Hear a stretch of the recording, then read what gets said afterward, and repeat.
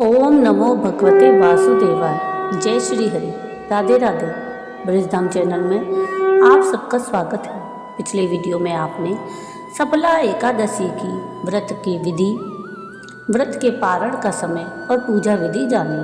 आज के इस वीडियो में हम सफला एकादशी की व्रत कथा सुनेंगे, जो कि पौष मास के कृष्ण पक्ष की एकादशी को आती है। तो आइए सुनते हैं सफला एकादशी की व्रत कथा। युधिष्ठिर ने पूछा, स्वामिन, पौष मास के कृष्ण पक्ष में जो एकादशी आती है उसका क्या नाम है, उसकी क्या विधि है और उसमें किस देवता की पूजा की जाती है, कृपया यह मुझे बताइए। भगवान श्री कृष्ण कहते हैं, राजेंद्र, बड़ी बड़ी दक्षिणा वाले यज्ञों से भी मुझे उतना संतोष नहीं होता जितना एकादशी व्रत के अनुष्ठान से होता है। पौष मास के कृष्ण पक्ष में सफला नाम की एकादशी होती है। उस दिन विधि पूर्वक भगवान नारायण की पूजा करनी चाहिए। जैसे नागों में शेष नाग, पक्षियों में गरुड़, देवताओं में श्री विष्णु श्रेष्ठ हैं, उसी प्रकार संपूर्ण व्रतों में एकादशी तिथि श्रेष्ठ है। राजन, सफला एकादशी को नाम मंत्रों का उच्चारण करके नारियल के फल, सुपारी, बिजौरा और जमीरा नींबू, अनार, सुंदर आंवला, लौंग, बेर और विशेषतः आम के फलों और धूप दीप से श्रीहरि का पूजन करें। सफला एकादशी को विशेष रूप से दीप दान करने का विधान है। रात को वैष्णव पुरुषों के साथ जागरण करना चाहिए। जागरण करने वाले को जिस फल की प्राप्ति होती है वह हजारों वर्ष तपस्या करने से भी नहीं मिलता।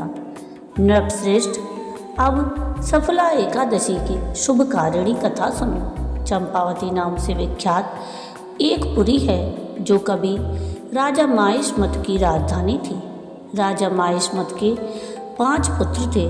उनमें जो ज्येष्ठ था वह सदा पाप कर्म में ही लगा रहता था, पर स्त्रीगामी और वैश्यासक्त था।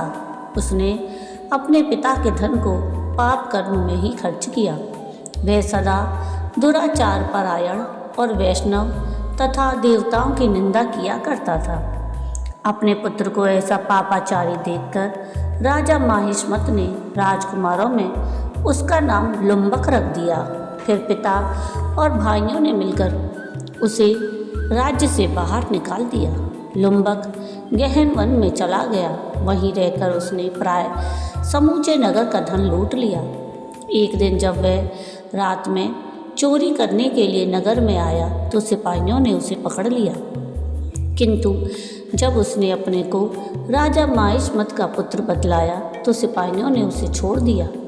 फिर वह वन में लौट आया तथा मांस और वृक्षों के फल खाकर जीवन निर्वाह करने लगा।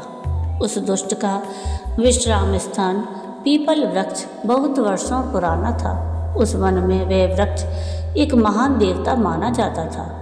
पाप बुद्धि लुम्बक वहीं निवास करता था। एक दिन किसी संचित पुण्य के प्रभाव से उसके द्वारा एकादशी के व्रत का पालन हो गया। पौष मास में कृष्ण पक्ष की दशमी के दिन पापिष्ट लुम्बक ने वृक्षों के फल खाए और वस्त्रहीन होने के कारण रात भर जाड़े का कष्ट भोगा। उस समय ना तो उसे नींद आई और ना ही आराम मिला। वह निष्प्राण सा हो रहा था। सूर्योदय होने पर भी उसको होश नहीं आया।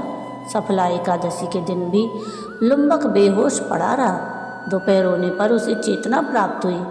फिर इधर उधर दृष्टि डालकर वह आसन से उठा और लंगड़े की बाती लड़खड़ाता हुआ वन के भीतर गया। वह भूख से दुर्बल और पीड़ित हो रहा था। राजन, लुम्बक बहुत से फल लेकर जब तक विश्राम स्थल पर लौटा तब तक सूर्यदेव अस्त हो गए।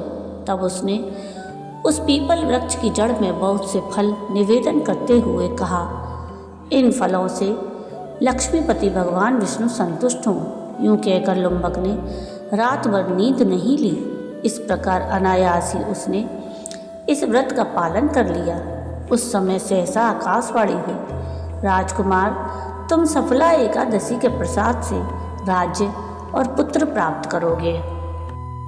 बहुत अच्छा कहकर उसने वह वरदान स्वीकार कर लिया। इसके बाद उसका रूप दिव्य हो गया। तब से उसकी उत्तम बुद्धि भगवान विष्णु के भजन में लग गई। दिव्य आभूषणों से सुशोभित होकर उसने निष्कंटक राज्य प्राप्त किया और 15 वर्षों तक वह उसका संचालन करता रहा। उसको मनोज्ञ नामक पुत्र उत्पन्न हुआ। जब उसका पुत्र बड़ा हुआ तब लुम्बक ने तुरंत ही राज्य की ममता छोड़कर अपने राज्य को पुत्र को सौंप दिया और वह स्वयं भगवान श्री कृष्ण के समीप चला गया, जहाँ जाकर मनुष्य कभी शोक में नहीं पड़ता। राजन, इस प्रकार जो सफला एकादशी का उत्तम व्रत करता है वह इस लोक में सुख भोग कर मरने के पश्चात मोक्ष को प्राप्त होता है। संसार में वे मनुष्य धन्य हैं जो सफला एकादशी के व्रत में लगे रहते हैं, उन्हीं का जन्म सफल है। महाराज, इसकी महिमा को पढ़ने, सुनने और उसके अनुसार आचरण करने से मनुष्य राजसूय यज्ञ का फल पाता है। ओम नमो भगवते वासुदेवाय। तो ये थी सफला एकादशी की व्रत कथा और सफला एकादशी का महात्मा। आपको ये कथा कैसी लगी मुझे कमेंट करके ज़रूर बताइएगा। और अगर आपको ये कथा पसंद आई हो तो प्लीज़ इसको लाइक शेयर ज़रूर कीजिएगा और प्लीज़ मेरे चैनल को सब्सक्राइब कीजिएगा और कमेंट में राधे राधे ज़रूर लिखिएगा। वीडियो पूरा देखने के लिए थैंक यू। राधे राधे।